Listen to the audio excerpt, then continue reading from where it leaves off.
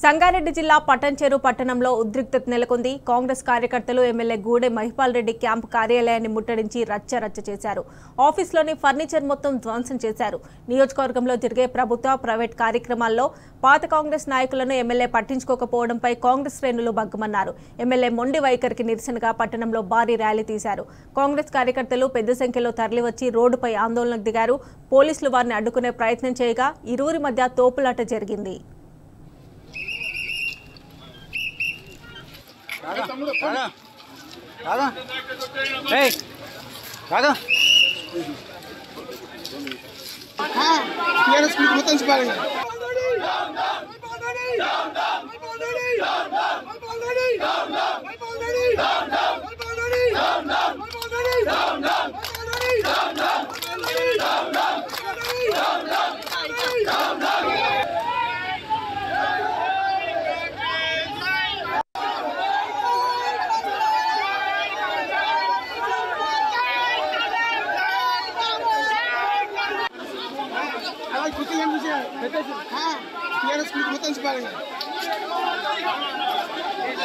TRS कुछ support ఉండదు అన్న మన కుసులు ఉన్నారు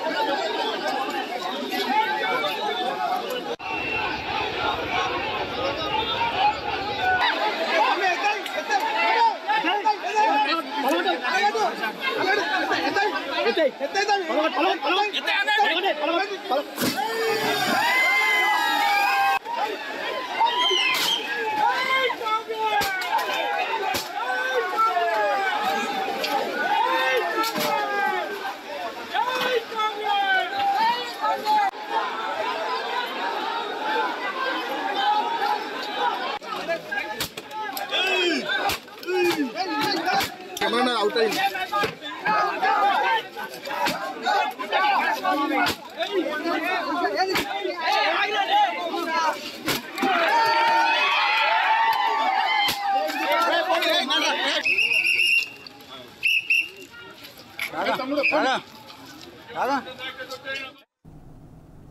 సంగారెడ్డి జిల్లా పట్టంచెరు పట్టణంలో ఉద్రిక్తత నెలకొంది. కాంగ్రెస్ కార్యకర్తలు ఎమ్మెల్యే గూడె మహిపాల్ రెడ్డి క్యాంప్ కార్యాలయాన్ని ముట్టడించి రచ్చరచ్చ చేశారు. ఆఫీస్లోని ఫర్నిచర్ మొత్తం ధ్వంసం చేశారు.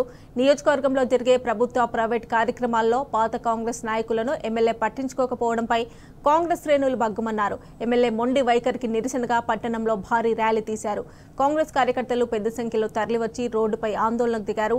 పోలీసులు వారిని అడ్డుకునే ప్రయత్నం చేయగా ఇరువురి మధ్య తోపులాట జరిగింది.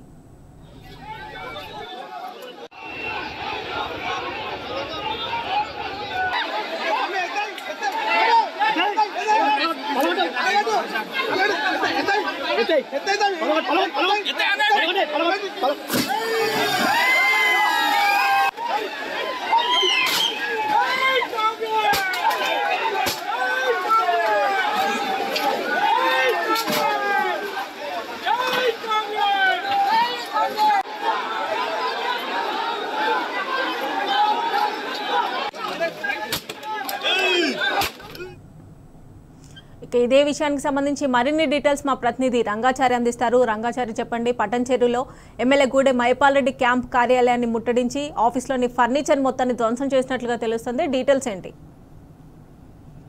మమత, పట్టంచెరు కాంగ్రెస్ పార్టీలో వర్గ విభేదాలు తారస్థాయికి చేరుకున్నాయి.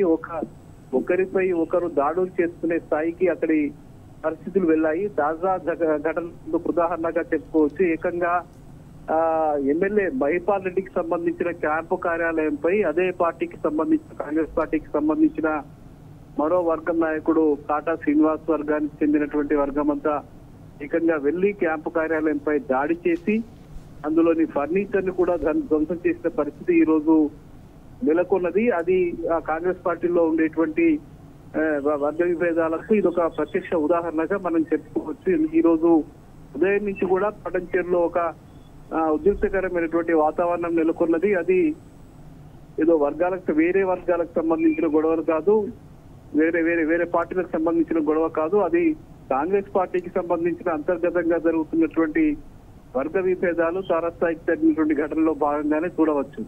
ప్రధానంగా కాంగ్రెస్ పార్టీకి సంబంధించిన నాయకుడు కాటా శ్రీనివాస్ వర్గం చాలా రోజులుగా ఎమ్మెల్యే మహిపాల్ రెడ్డికి సంబంధించి తీవ్రమైనటువంటి వ్యతిరేకతతో ఉన్నారు. మహిపాల్ రెడ్డి మీద ఆయన ఎప్పుడైతే బీఆర్ఎస్ పార్టీ నుంచి గెలిచి ఎమ్మెల్యే అయిన తర్వాత కాంగ్రెస్ పార్టీలో చేరాడు, అప్పటి నుంచి కూడా ఈ వర్గం అంతా కూడా ఆయనకు వ్యతిరేకంగా పనిచేస్తూ ఉన్నది.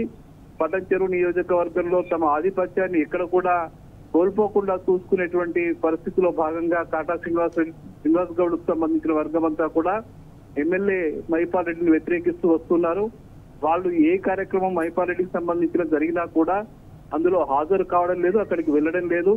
కాంగ్రెస్ పార్టీకి సంబంధించిన కార్యక్రమాలు ప్రత్యేకంగా నిర్వహించి వస్తున్నటువంటి పరిస్థితి అక్కడ నెలకొన్నది. కాటా శ్రీనివాస్ గౌడ్ సంబంధించిన కార్యక్రమాలు నిర్వహించినప్పుడు ఎమ్మెల్యేకి సంబంధించిన ఫోటోల్ని కూడా కనీసం ఆ ఫ్లెక్సీల్లో, కాంగ్రెస్ పార్టీకి సంబంధించిన ఫ్లెక్సీల్లో వాళ్ళు పెట్టడం లేదు. వాళ్ళు ప్రత్యేకంగా కార్యక్రమాలు చేసుకుంటూ ఉన్నారు. అట్లాగే ఎమ్మెల్యే మహిపాల్ రెడ్డి ఎక్కడ కార్యక్రమాలు చేసినా కూడా అక్కడ ఏదో ఒక పద్ధతిలో గొడవ చేయడానికి వీళ్ళంతా కూడా ప్రయత్నాలు చేస్తున్నటువంటి పరిస్థితి పటంచెరు నియోజకవర్గంలో కొద్ది రోజుల నుంచి కొనసాగుతూ ఉన్నది. గత 4 రోజుల క్రితం బొల్లారంలో జరిగినటువంటి కార్యక్రమంలో కూడా ఏదో ఒక కారణంతో కాటా శ్రీనివాస్ గౌడ్ కు సంబంధించిన వర్గం అంతా కూడా మహిపాల్ రెడ్డి కార్యక్రమాన్ని అడ్డుకోవడానికి తీవ్ర స్థాయిలో ప్రయత్నం చేశారు. అక్కడ ఒక అభివృద్ధి కార్యక్రమానికి వెళ్ళినటువంటి మహిపాల్ రెడ్డిని అడ్డుకోవడానికి ప్రయత్నం చేసిన క్రమంలో పోలీసులు జోక్యం చేసుకుని ఇరు వర్గాల్ని చెదరగొట్టేటువంటి పరిస్థితి అక్కడ జరిగింది. అయితే తాజాగా ఈ రోజు జరిగిన ఘటన కూడా అట్లాంటిదే. ముఖ్యంగా పటంచెరులో ఈ రోజు, అంటే అమీన్పూర్ లో ఈ రోజు ఎమ్మెల్యే మహిపాల్ రెడ్డి వాళ్ళు అభివృద్ధి కార్యక్రమంలో పాల్గొనడానికి వెళ్తున్నాడని తెలిసి అమీన్పూర్ కు వెళ్లి అక్కడి కార్యక్రమాన్ని అడ్డుకోవడం కోసం శ్రీనివాస్ గౌడ్ వర్గం అంతా కూడా ప్రయత్నాలు మొదలుపెట్టింది. అయితే ఈ విషయాలు తెలుసుకున్నటువంటి పోలీసులు కాటా శ్రీనివాస్ గౌడ్ వర్గాన్ని అక్కడికి వెళ్లకుండా ఇక్కడే నిలువరించినట్టుగా మనకు తెలుస్తుంది. ఎందుకంటే అక్కడికి వెళ్తే 2 వర్గాల మధ్య కూడా ఘర్షణ జరిగేటువంటి పరిస్థితి ఉండడంతో, కొట్టుకునే పరిస్థితి ఉండడంతో పోలీసులు ముందస్తుగా ఇక్కడికి ఈ వర్గాన్ని అంతా కూడా అక్కడికి వెళ్లకుండా అడ్డుకున్న నేపథ్యంలో వీళ్ళంతా కూడా కాటా శ్రీనివాస్ గౌడ్ కు సంబంధించిన వర్గం అంతా కూడా ముందుగా ఒక 200-300 మంది పోగయి ఇక్కడ అంబేద్కర్ విగ్రహం ముందు బైఠాయించి మహిపాల్ రెడ్డికి వ్యతిరేకంగా నినాదాలు చేస్తూ ఆయనపై ఆరోపణలు చేస్తూ నినాదాలు చేస్తూ బైఠాయించి ఆందోళన చేశారు. అక్కడి నుంచి బయలుదేరి ఆయన క్యాంపు కార్యాలయానికి వెళ్లి క్యాంపు కార్యాలయం మీద దాడి చేసి అందులో ఉన్నటువంటి చైర్లను, కుర్చీలను, మిగతా సామాగ్రిని, ఫర్నిచర్ ను కూడా ధ్వంసం చేసినటువంటి పరిస్థితి ఇవాళ జరిగింది. వాటి కుర్చీలన్నీ కూడా ధ్వంసం చేసి వాళ్ళు వచ్చినటువంటి పరిస్థితి ఉంది. అంటే దీనికి ముఖ్యంగా కాటా శ్రీనివాస్ గౌడ్ వర్గం ఏదైతే ఉందో ఈ ఎమ్మెల్యే ఎప్పుడైతే ఇక్కడ ఈ కాంగ్రెస్ పార్టీలో చేరారో అప్పటి నుంచి నియోజకవర్గంలో రాజకీయంగా తమకు ప్రాధాన్యత తగ్గుతుందనే ఒక భావనతో వాళ్ళు ఉన్నారు. ఎందుకంటే భవిష్యత్తు ఎట్లా ఉంటుంది, భవిష్యత్తులో తమ రాజకీయ పరిస్థితి ఏమిటి, ఇన్ని రోజులు ఇక్కడి నుంచి కార్యక్రమాలు మేము చేస్తూ వచ్చినాం. కాంగ్రెస్ పార్టీలో చాలా ఏళ్లుగా కాంగ్రెస్ పార్టీలో మేము పనిచేస్తూ ఉన్నాం. కానీ ఈయన ఎమ్మెల్యే బీఆర్ఎస్ పార్టీలో 2-3 సార్లు గెలిచి తర్వాత ఈ పార్టీలోకి వచ్చి ఏకంగా ఆయన ఇక్కడ ఆధిపత్యం చెలాయిస్తున్నాడనే భావనతో వాళ్ళు ఉన్నారు. వాళ్ళతో పాటుగా ఇక్కడ మరో కాంగ్రెస్ పార్టీకి సంబంధించిన నాయకుడు నీలం మధు, అతను కూడా అదే భావనతో ఉన్నాడు. అట్లాగే ఇటీవల మళ్ళీ బీఆర్ఎస్ పార్టీ నుంచి కాంగ్రెస్ పార్టీలో చేరినటువంటి గాలి అనిల్ కుమార్ అదే భావనతో ఉన్నారు. అయితే వాళ్ళు ఇంకా ప్రత్యక్షమైనటువంటి కార్యాచరణ చేపట్టకపోయినప్పటికీ కాటా శ్రీనివాస్ గౌడ్ కు సంబంధించి ఆయన వర్గం అంతా కూడా మహిపాల్ రెడ్డిపై తీవ్రమైనటువంటి ధ్వజమెత్తుతూ ఏకంగా దాడులకు ఉపక్రమించేటువంటి పరిస్థితి ఇక్కడ నెలకొన్నది. అయితే వీళ్ళు ఒక రకమైన ఆరోపణలు చేస్తున్నది ఏమిటంటే మహిపాల్ రెడ్డి ఎవరైతే ఉన్నారో ఆయన తనతో పాటు ఎమ్మెల్యే హోదాలో బీఆర్ఎస్ పార్టీ నుంచి తెచ్చుకున్నటువంటి వాళ్లకు మాత్రమే ప్రాధాన్యత ఇస్తున్నాడు. పాత కాంగ్రెస్ పార్టీకి సంబంధించిన నాయకుల్ని, కార్యకర్తల్ని ఏమాత్రం పట్టించుకోవడం లేదు, ఎక్కడికి తమని ఆహ్వానించడం లేదు, పిలవడం లేదు, మొత్తం వాళ్ళ కార్యక్రమాలను నిర్వహించుకుంటూ వెళ్తున్నాడు అనే ఒక ఆరోపణ చేస్తూ వీళ్ళంతా ఈ కార్యక్రమాలు చేస్తున్నారు. కానీ మహిపాల్ రెడ్డి వర్గం అయితే ఇది కాటా శ్రీనివాస్ గౌడ్ వర్గం అంతా ఒక పద్ధతి ప్రకారం తమని బదనాం చేయడం కోసం ఈ ప్రయత్నం అంతా చేస్తూ ఉన్నారు. రాజకీయంగా దెబ్బ కొట్టడం కోసం ఈ ప్రయత్నం చేస్తున్నారని చెప్పి మహిపాల్ రెడ్డికి సంబంధించిన వర్గం అంతా భావిస్తున్నటువంటి పరిస్థితి ఇక్కడ పటంచెరులో నెలకొని ఉన్నది. అంటే ఈ 2 వర్గాలు కూడా ఏకంగా బాహాబాహికి దిగి కొట్టుకునే స్థాయికి వెళ్ళినటువంటి పరిస్థితి ఉంది. భవిష్యత్తులో ఏం జరుగుతుందో చెప్పలేని పరిస్థితి కూడా నెలకొని ఉన్నది. మహిపాల్ రెడ్డిని ఎట్టి పరిస్థితుల్లో మేము పటంచెరులో కాంగ్రెస్ పార్టీ నాయకునిగా అంగీకరించే పరిస్థితి లేదని చెప్పి చాలా స్పష్టంగా కాటా శ్రీనివాస్ వర్గానికి సంబంధించిన వాళ్ళంతా కూడా చెప్తున్నారు. ఆయన మా పార్టీకి సంబంధించిన ఎమ్మెల్యే కాదు, ఆయనను మేము ఎమ్మెల్యేగా అంగీకరించము, ఆయనను మేము నాయకునిగా కూడా అంగీకరించే పరిస్థితుల్లో మేము లేము అని చెప్పి వాళ్ళు స్పష్టంగా వాళ్ళ అభిప్రాయాన్ని చెప్తూ ఉన్నారు.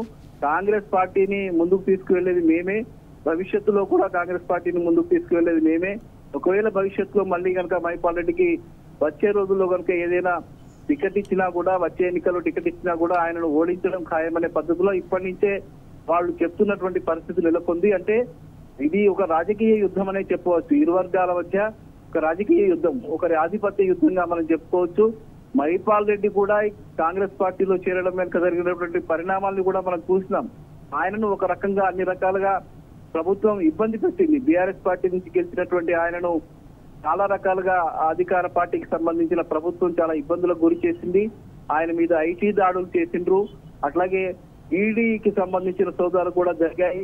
రకరకాలుగా ఆయనను ఇబ్బందులకు గురి చేసి ఆయన మీద రకరకాల కేసులు పెట్టడానికి ప్రయత్నాలు చేసిన క్రమంలో ఆయన ఇక అధికార పార్టీలో చేరితే తప్ప తను అక్కడ మనుగడ కొనసాగించే పరిస్థితి లేదని భావించినటువంటి నేపథ్యంలోనే ఆయన బీఆర్ఎస్ పార్టీ నుంచి గెలిచినప్పటికీ కూడా కాంగ్రెస్ పార్టీలో చేరి తనని తాను కాపాడుకోవడం కోసం ఒక ప్రయత్నం అయితే చేశాడు. కానీ ఆ కాంగ్రెస్ పార్టీలో చేరినప్పటికీ ఆయనకు మనశ్శాంతి లేనటువంటి పరిస్థితి. ఇక్కడ కనీసం అభివృద్ధి కార్యక్రమాలు చేద్దామంటే ప్రభుత్వం నుంచి సరైనటువంటి నిధుల సహకారం లేదు. అట్లాగే అంతర్గతంగా పార్టీకి సంబంధించిన నాయకులు కార్యకర్తలు ఇచ్చేటువంటి సహకారం కూడా ఎంత మాత్రం లేదు. ఈ నేపథ్యంలో ఆయన చాలా సఫర్ అవుతున్నటువంటి పరిస్థితి. బహిరంగంగా ఆయన మాట్లాడకపోయినప్పటికీ కూడా అంతర్గతంగా చాలా నేను ఈ తప్పు చేశాను, తప్పనిసరి పరిస్థితుల్లో నేను కాంగ్రెస్ పార్టీలో చేరినప్పటికీ కూడా ఇబ్బందులకరమైన పరిస్థితి ఏర్పడిందని చెప్పి భావనతో ఆయన ఉన్నట్టు కనిపిస్తూ ఉన్నది. Mamata. Right Rangachari, thanks for updates.